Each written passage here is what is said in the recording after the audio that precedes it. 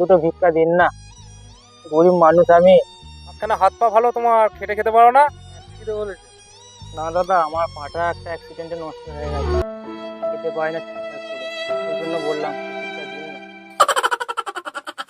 ভবন দা, দিয়ে দাও দিয়ে দাও, এটা অবস্থা পাটা খারাপ। দিন বাবু, দিন দিন। না দাও দাও দাও দাও, 500 টাকা দিচ্ছি, দাও। গরিব মানুষ তো না, ভালোভাবে থাকবে, সাবধানে থাকবে। হ্যাঁ, ঠিক আছে। ভগবান তোমাদের মঙ্গল করুক। আসছি বাবু, আসছি আসছি।